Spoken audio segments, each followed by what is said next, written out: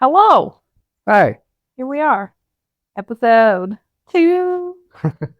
I'm Christina. I'm Matt. For those of you who don't know us, this is us. This is Real Talk with the Roches Yep. Today we wanted to talk about role dynamics. and what that means in the dating world, like what we experienced, and we'll end with what our parenting dynamics are and how our roles play in marriage, I guess, because it's a little different. Yeah, we take a different route than the majority of people. Yeah, I think it's actually interesting after we had kind of talked about it before. Your approach to dating is different, but it's almost like this hybrid of courting. Yeah, I guess I can explain how I approached dating. I got a lot of inside scoop from my friends that were girls, and they kind of told me what they look for and how they approach going on dates with people that they are just meeting. And I used the information that they gave me and I kind of changed the way that I went on dates. When you say, what they were looking for, are you talking about like, so back in high school is when you met a lot of your girlfriends? Yes, or even earlier. I mean, it was middle school. And that was even a part of our dating, like at the beginning. Because when I think back, there was like three things you weren't worried to tell me because Yeah. you were always very confident in who you were and like your identity. But within the first like month of knowing you, I remember we had a conversation about like living at home. I think we mentioned that on the last episode. And, some people looked down on that. And there was two more. So one more being a lot of your friends were girls. And then the third was just that you didn't have the consistent income. So I guess focusing first on having a lot of friends that were girls, because it started early on when you hung out with them and you never dated any of them. I mean, one of my friends I've known since I was in third grade, and then the other ones I met some in middle school, some in high school. So I've known them for upwards of 10 plus years, if not longer.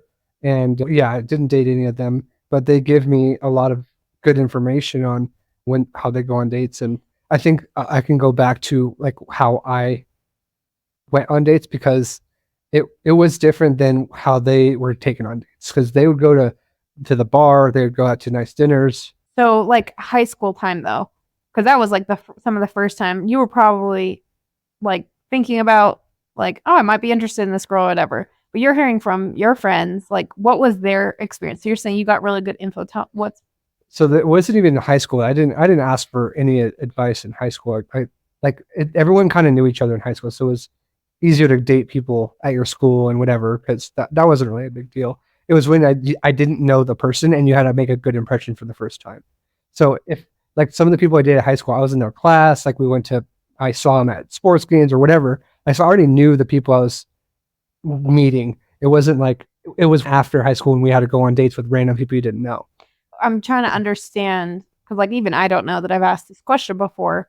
When you say you got the information from them, I think a lot of times it wasn't you asking for advice. It was just they were coming to you with a problem or hearing about it. Yeah, I mean, it would just be like we were all hanging out and they would just talk about their dates. It wasn't even like I had to ask questions. It was like they would say stuff and I would just take it all in. I think from the experience you heard firsthand, it was like, well, because this person just went on a date. That's the example I'm trying to understand. Did you ever have a girlfriend who was like, I just went on a date for a free meal? And so you heard Yes. that. Yeah. Okay, that's exactly. Tell me those type of things. Like Yeah, you no. heard that as a red flag. Well, I mean, I heard this from not even just close girlfriends. I've heard this from just a bunch of different people that they will just go on a date, even if they're not that interested in the guy, just to go get like free meals or free drinks or whatever. I don't want to spend my money on someone that I don't have a future with or I don't see myself dating long term. So a lot of the times I would go on the first couple dates just to get to know them, and it would be something more casual than a dinner or going to the bar, which I mean, I guess going to the bar is casual, but I would go on like drives. I'd go to the beach. I'd go do activities. Like we would go do something else that didn't require money. And that was, I guess, different than most guys. I don't know if that's true or not, but I just felt like I wanted to be my authentic self and I didn't see myself going to really fancy dinners and I don't drink, so I'm not going to go to the bar. So I didn't want to perceive myself as like, oh, I'm going to go do these things with them and go on dates with them. And that's what I'm actually going to do even when we're dating. So that was kind of like a no for me to go to fancy dinners and bars. And that was just a little piece of how I first started going on dates. It was more of just, I'd rather get to know them first before we start spending money. Because if I go on, let's just say I go on 15 dates a year or whatever at the time, and I'm spending 50 to $100 each date. I mean, I'm spending 1,500 plus dollars on people I don't even know. Yeah. What's the context of what exactly were you looking for in like a partner? And what were you looking for, something long term, or for people who don't know you? What was the goal for you, the outcome you were hoping from I think it dating? changed throughout the years. So obviously, in the end goal is always to find a partner for life and marriage and kids and family. I mean, that's always like the end goal. But going on dates with people, it was different between each period of like my life. After I got out of high school, so the first few years, I mean, I was in college, I was young, I didn't really care about the long term. I was just kind of going on dates just for fun. Yeah. And once I got a little bit older, that's when I started going on dates to find someone that was more my match long term. A couple of things that were important to me were like religious beliefs. They gotta like the beach. Um, I really loved that you were a gamer. That was like an extra piece of the pie. I wouldn't say that was like a criteria. And then someone that's like really sweet and caring and nurturing, like that was something that was really important to me because as like a wife and a like mother, that is like huge. And that was really what I was looking for, is someone that had those characteristics for being a wife and a mother. And so I guess anything that goes under that, it could go into more detail, but I think you get the picture So of someone more. you're saying I'm sweet and nice and caring. Yeah. That's so nice. Yeah. You are spicy too, though. I'm very Yeah. spicy. I think that's where you compliment me in a lot of ways, because you're so calm. And yeah. But did you ever encounter with dates like girls expected more than a first?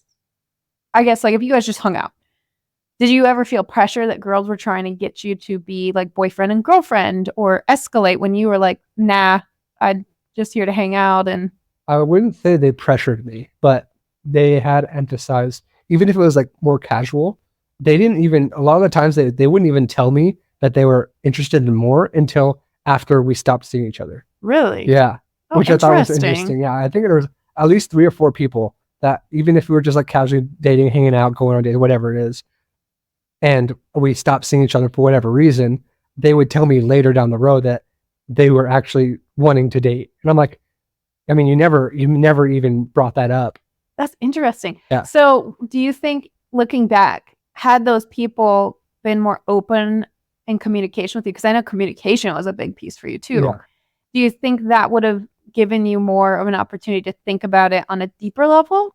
Not, I mean, I'm so glad it worked out the way it did, but No, I don't think the ones that had said that I was wanting to date. I think it was like up in the air, but I didn't really see a future, and that was the main reason why I didn't go forward.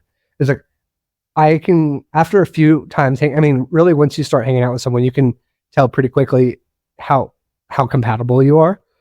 And I didn't think long term I was compatible with these people, so it didn't really matter to me. But it was interesting to know that.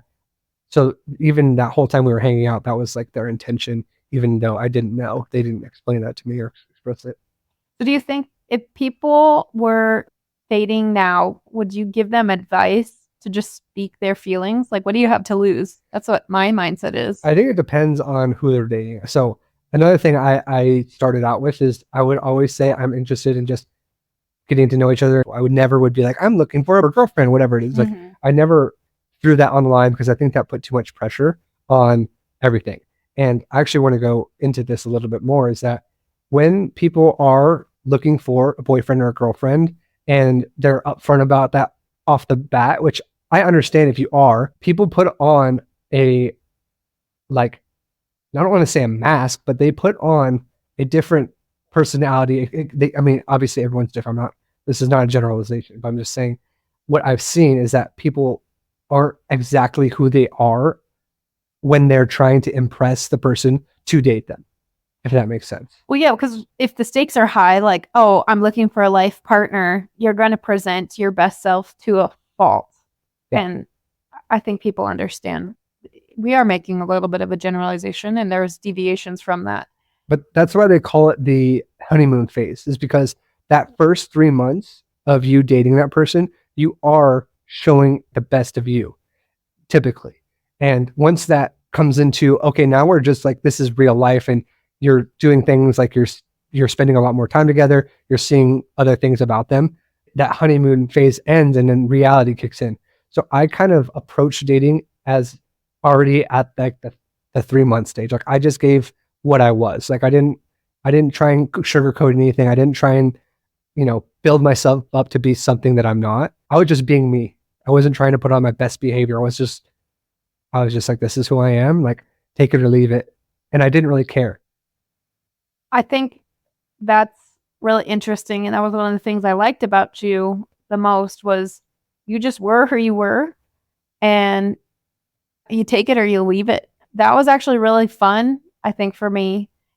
I never really thought about it in this context, but I don't feel like we ever went through a quote unquote honeymoon phase. We were always just how we are, even today. If anything, I think we were hit with baby Belusa syndrome or something. Baby Belusa syndrome, what's that? It's we started at a baseline instead of like starting off high. We started at a baseline, and now we're parenting and tired. Yeah. But we still treat each other when we have downtime to hang out the same way before. Yeah. And it wasn't like there was this drastic dip once things became really committed to each other, which I really enjoy that, because from my past and my relationships, I've seen the love bombing, and that turns into, who is this person? I don't know this person. And I think sometimes our society gets caught up with like changing. Like there's this impression of like, oh, you're not the same person I dated. And I feel like we should embrace change, because you're always going to change in different seasons of life, whether you become a parent or if, work becomes tougher, or I don't know, if you're just going through something, we aren't going to constantly stay the same. So even if you're at a baseline, there's always going to be deviations up and low. I think it depends on the change though. Like if it changes for the negative in a bad, like a really bad way, that could be alarming. I'm not talking about like super anomalies from the standard. I'm talking about within the normal, acceptable, healthy levels of change, which would be like, I'm going through a depressive episode because I lost my job. Like I think you have to give context to it. Yeah. If you start dipping into like verbal abuse, that's like way past the line of acceptable. Yeah. That's what I'm saying. But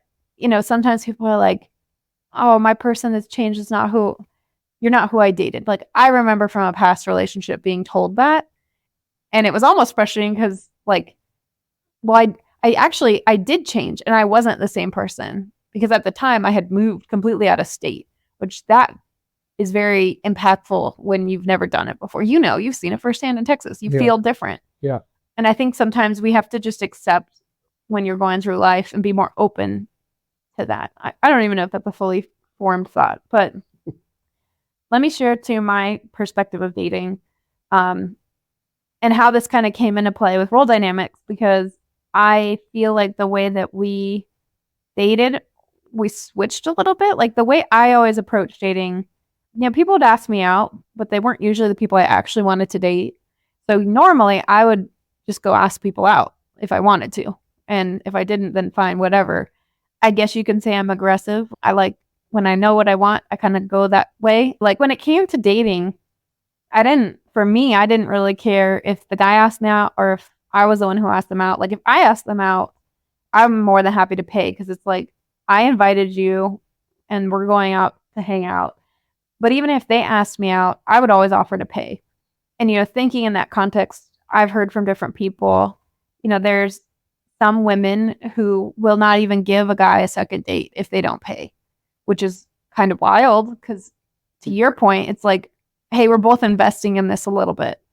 And maybe I feel pretty strongly about that. I kind of think that first dates should just be split because it's probably gonna not go great. I feel like for every one good date, there's 4 bad ones. Yeah. And it feels unfair to put that full weight on a man all the time. I mean, I don't know how many dates people go on, but I mean, with the accessibility of like Bumble and man, Tinder and all those, I mean, all the apps, it's like you can go on like 3 2, 3 weekends. yeah, you could go like on a date whenever you want. A lot of people I know go on a lot of dates that were single or are single. And that's what went back to my opinion. It was like, if I'm spending all this money and this person, if the date sucks and I'm still paying, it's like, well, I just wasted all that money and I'm never going to see this person ever again. I remember I met a girl in college who literally would go on dates for dinner. That made me upset. That there's some moral issues with that. You're like, yeah, well, I'm poor. And it's like, well, I am too. Yeah, we all are. It's just different. So the way I approached dating was always more of like an equal split. And until you're on like date 2 or 3, having those conversations like, hey, we're going to continue to see each other. What do we both feel comfortable with pay? Yeah. Because I don't think there's anything wrong with people feeling like, oh, I want to be provided for, I want to be taken care of. But until you're at that comfortability level of being able to actually talk through it, I feel like there shouldn't be an expectation. Yeah. I think that's where disappointment comes in, is when you have these high bars for expectation that have not been communicated, especially on a first date. Unless you explicitly say, I'm not paying and they're supposed to pay, how are they supposed to know? It would kind of be a bummer if you went on a first date and just said like, let's split it. And I mean, I've seen videos of people saying that and the girl is just like absolutely offended. Well, even if the date went well, if they didn't pay, there's no second date. Yeah. It feels kind of like a test, It is. which is weird. Especially on a first date. But I also understand why, like, there's like a culture, a dating culture where it, like, if the man pays, it does feel good. I guess for me, I just didn't see that as a deal breaker, which I know some girls do. I think once you start actually dating a person, I think that's when it should start kicking in. It's also nice for the girl to pitch in here and there. I think it's weird to have all financial obligations on the guy, because that's a lot of pressure, especially when you're in your young 20s. Yeah, and you're figuring stuff out. Yeah.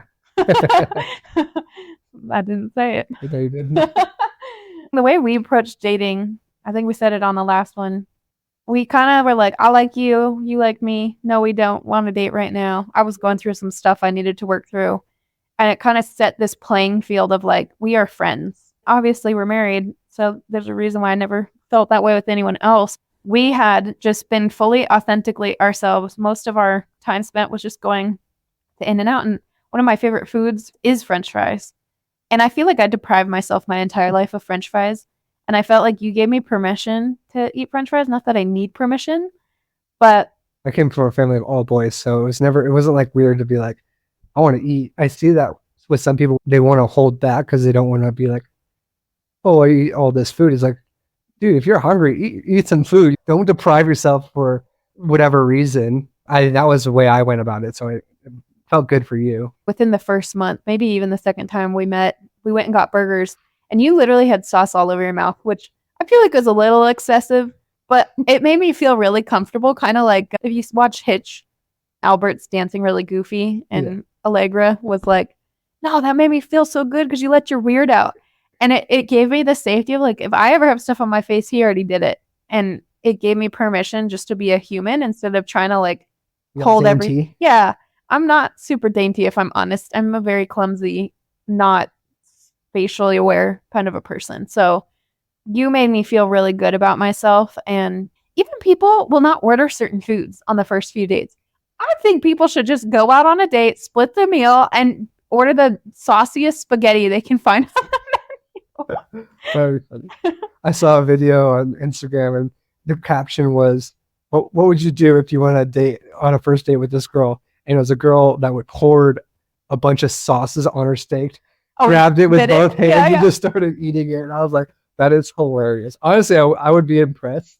I was like, I think girls have a different mindset than guys.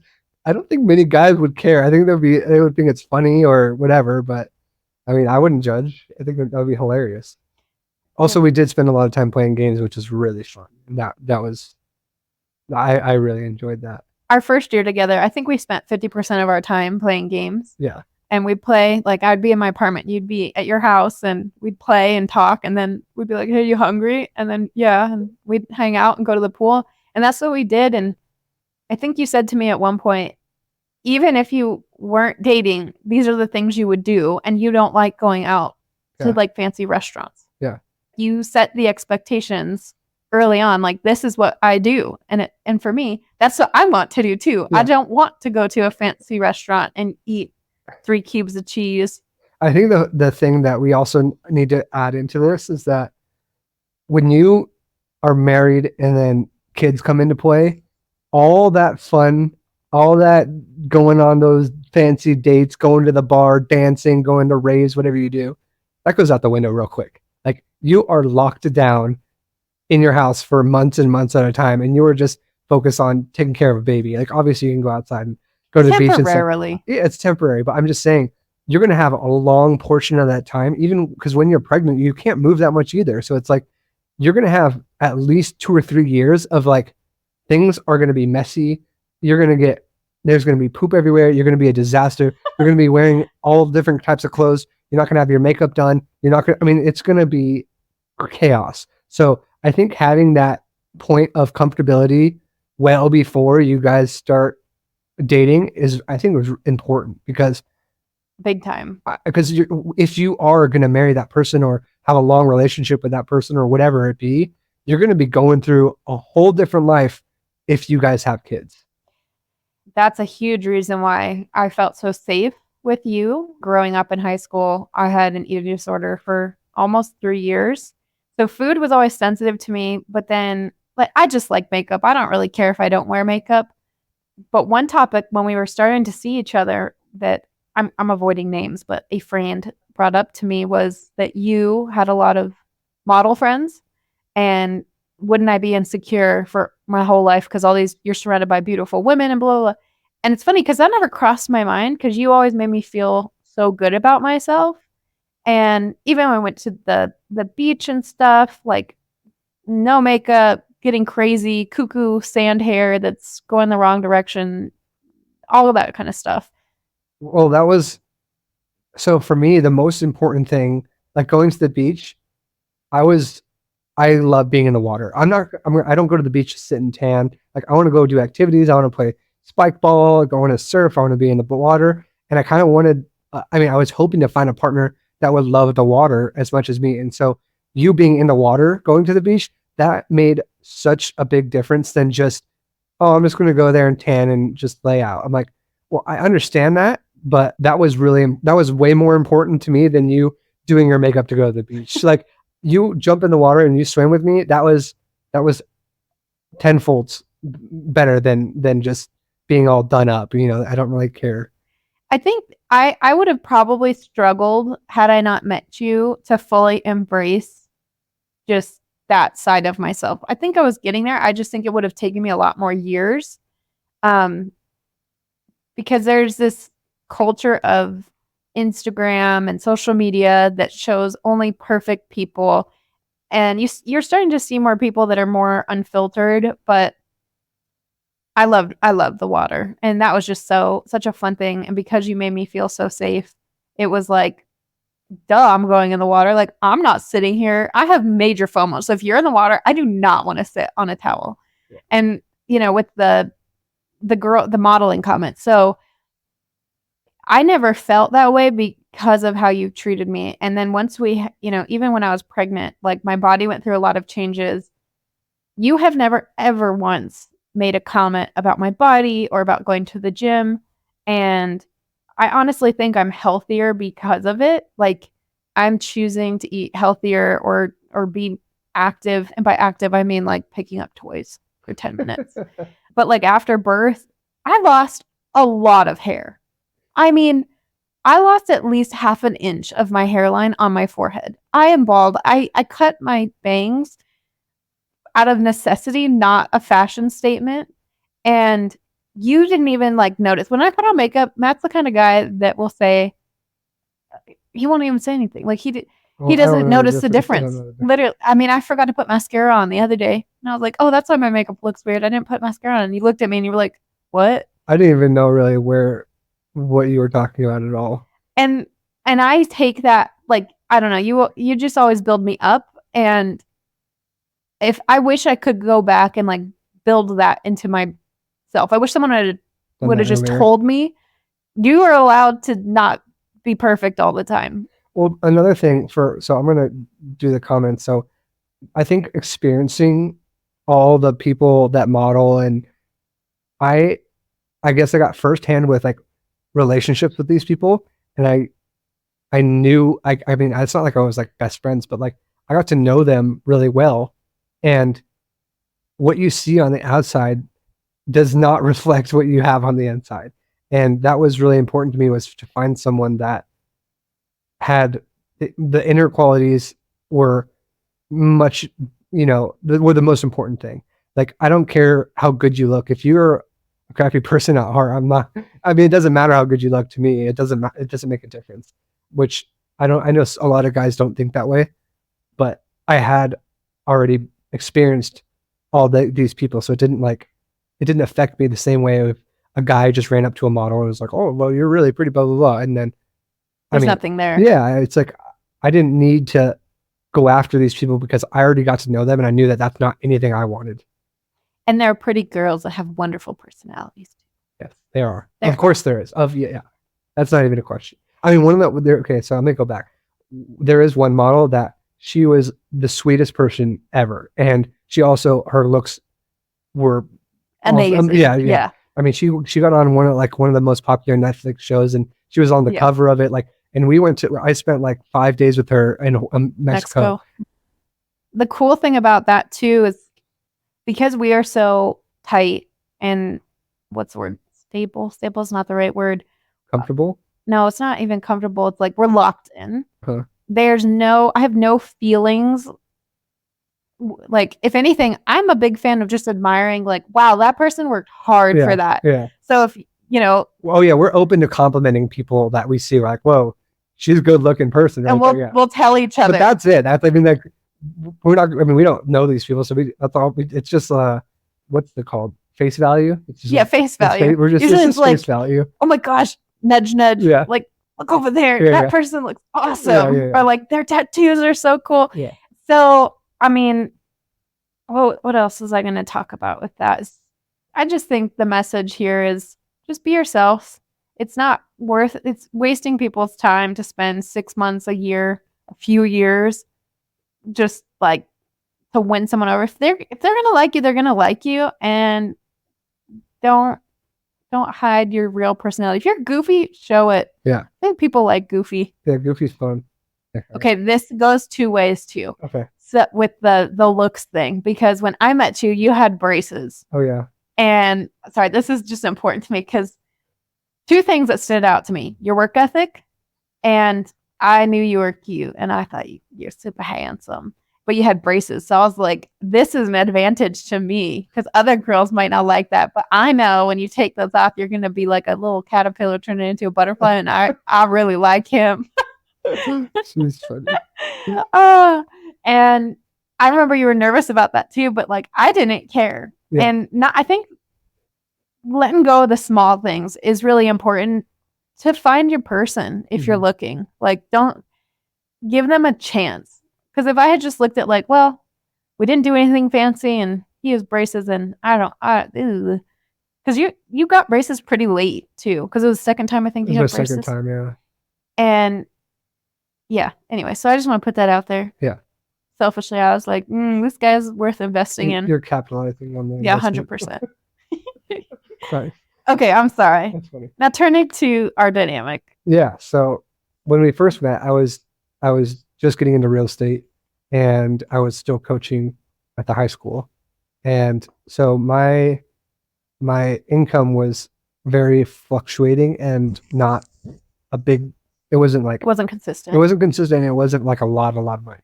Like, if you make a sale on a house, like you're making like your at the end of all the taxes stuff, you're profiting like $8,000, and that can take 6 months. I mean, to find a client, get a house, close on escrow. I mean, it takes a long time to get that done. So it wasn't super consistent. So I had no problem yeah, you with didn't that care about that. because I was making enough money where it was like, honestly, I like you so much. I'm totally cool. Like, you were pretty good though. I Like think when we dated, it was like we share. We definitely split. Like we try to do like one off, one on, and I thought that was really nice. I think that was like, it made me feel comfortable. It's like, dude, I'm blowing all my money just to go out. It's like you made that really, and that's why we liked each other, because it was like we both thought the same way, and it was not weird. It wasn't like taboo to us. It was like we just agreed from the beginning. I mean, it's just we were just rational about it. It's like, okay, if we're going to Palm Springs for the weekend or whatever it was that we did, it's like we didn't always have to be like one person has to pay for everything. Well, that's a good example because I really wanted to go to Palm Springs and I wanted to take someone with me. And so I booked the whole trip before I even knew if you were going or not.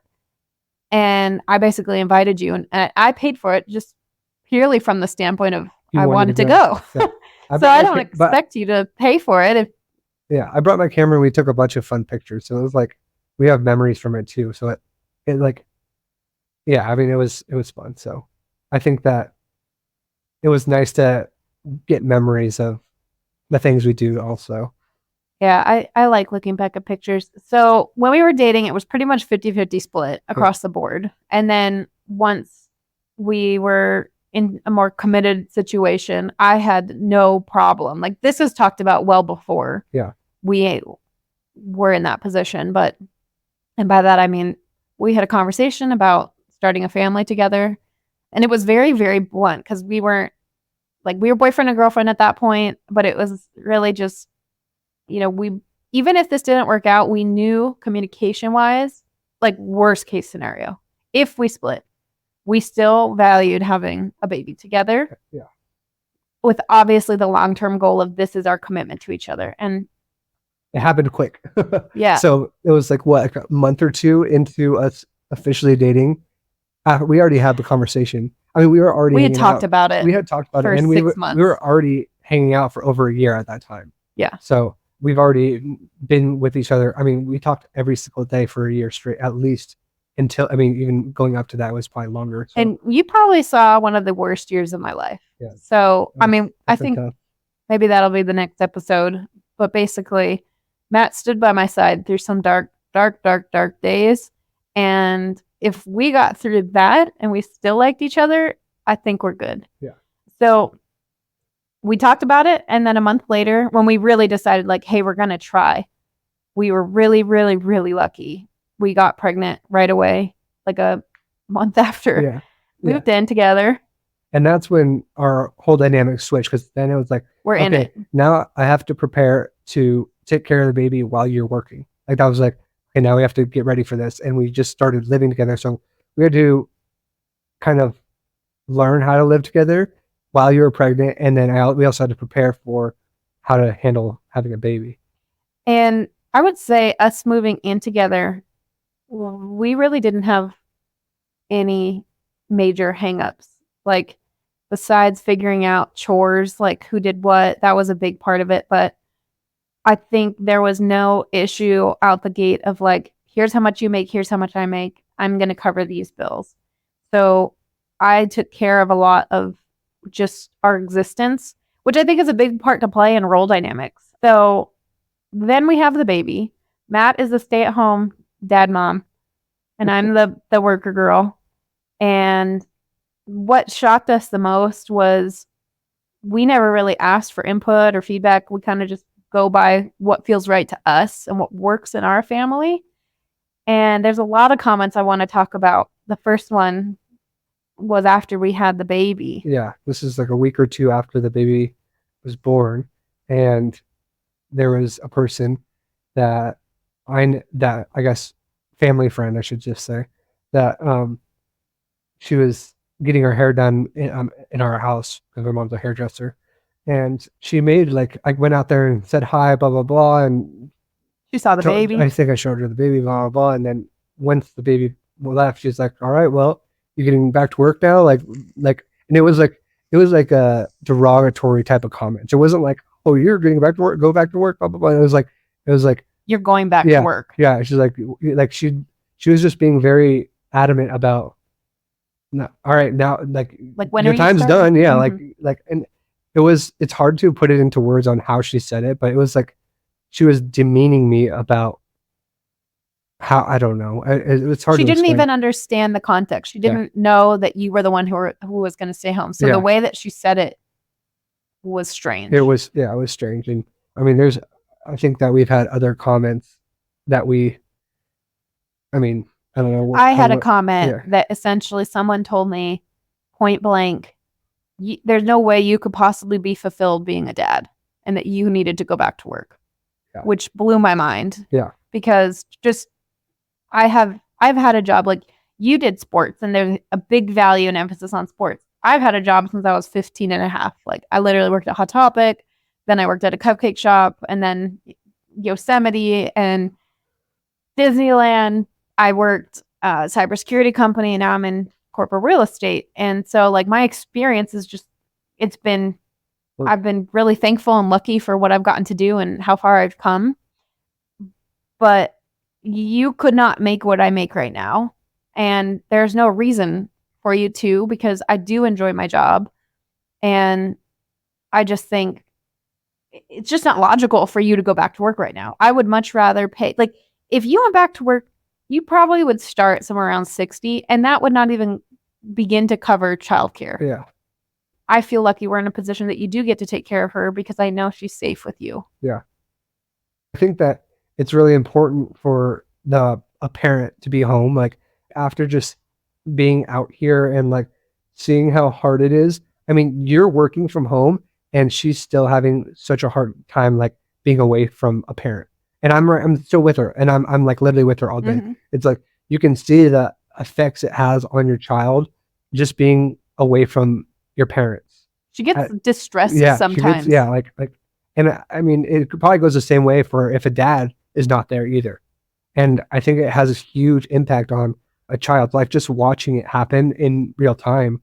And if you're not there, you don't get any of these moments with, I mean, I don't know. It's crazy the things that I've learned being there with her every single day. She's developing differently because she's with her dad all day. I can try. Okay, try and summarize it for me. So you used a good term earlier, which is like one thing you liked or you were looking for in a wife, which I guess I have, I don't know, is nurturing. And first, let me just say, if there are single parents out there, mad respect to you. I do not know how you do it because we, as two parents, are struggle bus. Yeah. Like I fall into the cycle of putting clothes in the washer and then forgetting them for 3 days and having to wash them again. And there's two of us. And you help move them, of course, but I just don't know how people do it on their own. It's crazy to do that. So what I'm trying to get to is when I'm with Emerson, I'm going to throw myself under the bus here. I am so paranoid about her getting hurt. And do you know who she has gotten hurt with the most? Do you? Are you talking to me? Mm-hmm. Yes, I know exactly who she got hurt with. Who is it? That's you. Yeah, I know. Yeah. Okay, and you doesn't get hurt with me. You explained it to me once, and it made total sense. Matt does not like helicopter over her at all. When she started to stand up, she just stood up and he let her do her thing. Whereas when I was with her and she would stand up, I would sit right on top of her. And if she started to wiggle, I'd help her up with her balance. So what was happening is when she's with me, she's comfortable to throw herself around knowing someone's always going to catch me. So the one time I'm not there to catch her, she's not paying any attention and she falls. Yeah, hard. Yeah, hard. Expecting to be caught. Yeah. Whereas with you tell her, please be careful, that's careful. All I mean, that's what I repeat almost 90 times a day. And she knows now, like if I say be careful, she knows that she's in somewhat of a dangerous situation and has to figure it out. She looks over her shoulder at you when you say that, and she's like, oh, okay. I mean, I believe that kids understand a lot more than what we think they do. She knows exactly what she's doing. This baby is extremely intelligent. I mean, I had an earphone or ear plug, whatever it was. No, it Ear, was AirPod. It's like an AirPod. AirPod, whatever. I had an AirPod in my ear, and she wanted to take it out, and she just kept on moving my face over and over and over because I kept on trying to stop her to get that AirPod out of my ear. And I'm like, this baby knows leverage. She knows. I mean, she's just really intelligent. So I try and give her as much knowledge, I guess, as I can, and I try to speak it to her, even though she still doesn't really understand everything that we're talking about. Right. What I think is because of how, I guess, overbearing not overbearing, but I'm so worried to the point of she is not learning for herself, whereas you enable her to figure it out, whereas I come to her rescue constantly. So I really like that dynamic because she learns with you and you take the time to practice over and over and over and over again. And I know how hard this is because we've there's almost this natural instinct, at least that I've experienced. I have a physical reaction when she cries, and Matt surprisingly does too. Oh yeah, I mean it hurts. But there's days too when it's like for you, even when you're at your breaking point, you still treat her so softly and kindly. And I don't know if that's how all dads are, but I watch how you interact with her and it just is really special.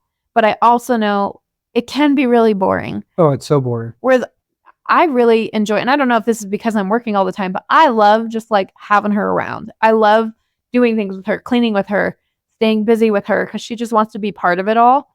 I think having her for like 12 hours a day, that's where the patience for things wears out a bit for me.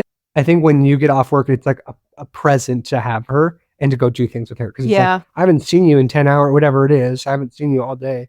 And now I get you for, a few hours before bedtime, and it's like fun and you're excited to see her. For me, it's like we were up at 6 o'clock today, and I mean, we're just exhausted, and she won't nap. I think when you're with them and dealing with it all day, your patience obviously I love spending time with her. She's our whole life, but I think the patience and thing, it's hard you have to really like have inner strength to like cope with it because it can get frustrating at times. I saw a quote this week that said, I love you more than anything in life, but will you please take a nap? Like that pretty much sums it up. It's like, please, I need a break. It's not that you don't want to be with them. It's that you don't want to be responsible for them anymore in this moment. Like you need a break. Yeah. You need them to be just in one place. Yeah. Because she never stops moving. She has never stopped since she came she's an Energizer bunny. Another study, I did hear a study recently, and what they said is once a baby is born, a dad's testosterone drops dramatically to care for a baby. And the longer that the father is near the baby, the testosterone doesn't come back to its normal levels. And so what that does create is it creates empathy. And there's a couple of things that it creates not having the testosterone that a man normally has. And I think that since I became the primary caregiver since she came out, it was like, okay, that testosterone is not back. Well, it impacted your energy levels majorly. It impacts a lot, but it also impacts the negative and the positive, where I can now be empathetic towards her. I can be like caring. I can deal with those moments rationally without getting angry and upset because I don't have that testosterone that would put me in those levels because it hasn't came back because I've just been there with her ever since. You don't get angry and upset though. I don't, but I'm just saying when testosterone it elevates you get that rage. Not rage, but it's just a hormone, Even when you're at your end, your patience end, the bottom of your barrel or whatever you want to call it, you're still very calm. And I'm going to equate that to just your personality type. I think that is in day-to-day life. I think I only have a switch when I'm in sports. That's true. That's the only time where my switch I turn into like a different person when it comes to sports, because then my like adrenaline, my competitiveness, like everything heightens dramatically. And that's where I only use it when I am in sports. And that's when I get very vocal, very passionate. We get that way in video games. Yeah. My normal intensity level is like a 10%. I think it's really cool. I don't think you've ever screamed at me. No. Which is really nice. That's a really nice thing to have. So we have an interesting life dynamic, and it's not the norm. And I would just caution people when they want to just throw out little jabs like, why isn't he working? Or he's not going to be satisfied taking care of the baby. Just think about it, because that might just be the way that it worked out for them. Yeah. And I think honestly, this is such a good experience for both of us to experience the opposite side. Like now I know what women go through every single day taking care of a baby. Now you know the pressures that men have on financial stability, like taking care of a family. And so obviously I would love to be working and making money for our family and providing. And I'm sure you would love to be with Emerson all day. But we are both experiencing the opposite. And it's, I think, super insightful. It's cool that even though we're in this situation and these are our primary roles, we still are able to like leverage our strengths. You manage our finances and you're doing a lot of research. You're enabling us to make steps in the right direction where I just genuinely wouldn't have time for, like in my work. Yeah. And then I bring value when it comes to like the weekend. I can like hyper clean to a crazy extent where like for you, when you have the baby, you have the baby. Whereas like earlier today, you got tired and I was happy to take her. And while I had her, I was able to clean up the living room. Whereas your focus is her. I have an ability to kind of manage both. Yeah. And I think that's some of the good in it too, because we balance in a lot of ways. I think another thing is she's been getting so heavy and like having to carry her for the past 10 months. Mm-hmm. I mean, it just puts a lot on your body, like your physical, like your back. You just start getting exhausted from holding her. Have to be present in those situations because I don't obviously want her to fall and hurt herself. So I'm getting exhausted from just moving, and I don't really have the time to. I mean, it's hard for me to do both. Yeah, life is hard. It's very hard. Well, I think that was all we were planning to talk about today. Yeah. It's kind of a ramble. It was, yeah. I mean, all of these are pretty much rambles. But it's a different perspective. Maybe it put some new ideas in your mind and how you approach things.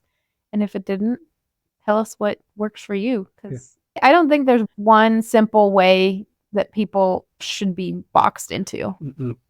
So I think it's also good for people to experience different roles. Oh, you already were so appreciative of your mom. And that was a big deal to me because it's like, I think the traditional way of like a stay-at-home mom, it's like, well, you were home all day. Why are you tired? Yeah. That's so wrong. If any man ever says, you've been at home with the baby all day, why are you tired? Why isn't there food? Why isn't it clean? They need to be put in their place. But the thing, like, it's just, they won't ever, if they don't experience it, they don't really know how exhausting it is. You can talk about it all day and people don't understand it. I mean, the things I want to say, but yes, it's exhausting. Men, don't shame or ever say anything negative to your wife that's taking care of a baby. That's all I got to say. Yeah, that's a good note to end on. And that's coming from a person that played one of the hardest sports in the world for 15 years. You're saying parenthood's harder than water polo? Is harder than water polo. I promise you that. Okay. Even at the collegiate level. Okay. You not trust me? I'm just trying to wrap it up. Okay, let's wrap it up. We're paying for babysitters. Oh yeah, she's crying. Okay, bye you guys. Thanks. Bye. Thanks for tuning in. Now that got weird.